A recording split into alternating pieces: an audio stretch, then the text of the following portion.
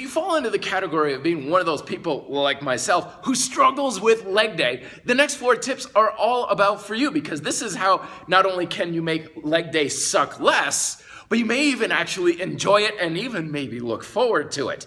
So if you fall into that category, these 4 tips are for you. Number 1, admit that leg day sucks.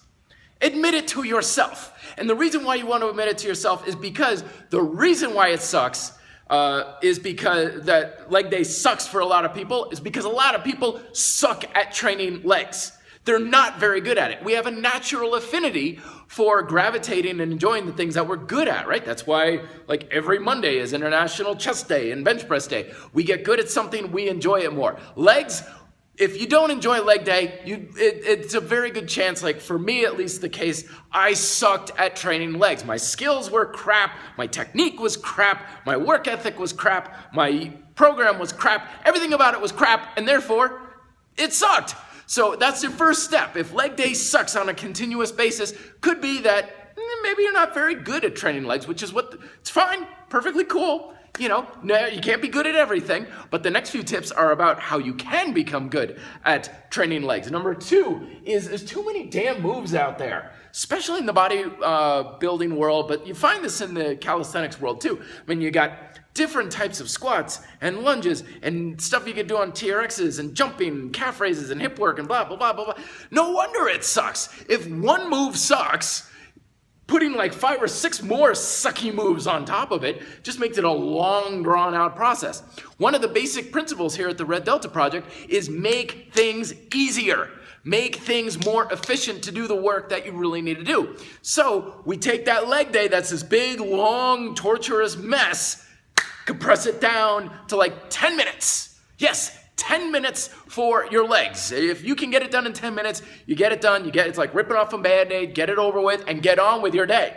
So my personal main leg day is single leg squats and maybe lunges instead, weighted lunges instead, but usually single leg squats, and maybe some jumping afterwards, some jump squats, just one trip up and back. That's it. Takes me like 15 minutes and it's done. I don't have 20 different moves that I do. So keep it compressed, keep it short, sweet, and you're done with it. Put everything you got into it because you don't want that volume creep coming up and just diluting your effect. And then you're just working harder for less results. Number 3, inconsistent training. This is one of the Delta principles I talk about. Consistency is a foundation to all success in fitness. You have to train consistently.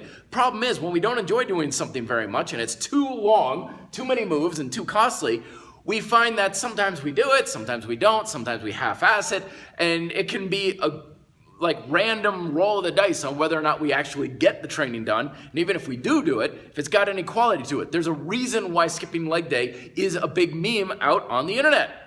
So be consistent. That's the first thing. I don't care if your leg day consists of nothing but 10 bodyweight squats while reading like a magazine or something. It's gotta be consistent first and foremost. Never, ever, ever skip out on leg day. Make it easier if you like, but never skip it entirely.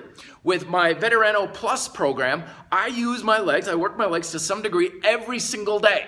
There's not a day that goes by, but some days are really easy. It's literally a round of bodyweight lunges up and down the floor, 1 round trip. Not very hard, not very complicated, but it still gets done. Doesn't always have to be painful and brutal. So stay consistent. That's always your first objective with any sort of diet and fitness exercise habits. Number 4, finally, poor muscle control. Our nervous system is guided by the brain.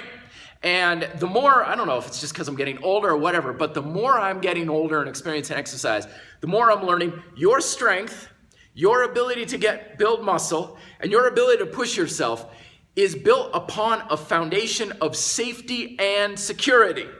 Control. The safer and more secure you feel during an exercise, the more your brain's gonna say, yeah, just go for it, push really hard, kill the damn thing. But if your brain's kind of thinking to itself like, ooh, I don't know about this. Oh boy, that's kind of tough. Balance and stability. If it's uneasy, forget it. You'll never push really hard. Imagine like a time when you're like walking across an ice rink or a frozen pond or something, right? Stability, you're all like, oh my goodness, I don't really have that much control over my body at the moment. I could lose it at any given moment. You're not going to be able to like sprint down the ice like that.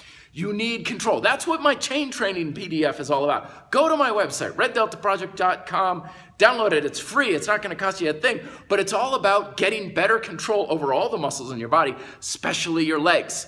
Because as I always say, you're only as strong as your legs, and your legs are only as strong as your hips, which are very much in control of your stability. So if your stability is off, regardless of what the exercise is, your mind is going to hold you back every rep. And right now, these days, we've got this really screwed up scenario with our leg training, especially if you're coming from a background with a lot of leg machines. Because the leg machines give you a lot of control. So you build up a lot of strength, but hardly any control. Then when you want to do more of the advanced bodyweight stuff or even free weight stuff, your control sucks. Therefore, it feels uncomfortable. You feel less secure. You feel less safe. And you're never going to get much out of it.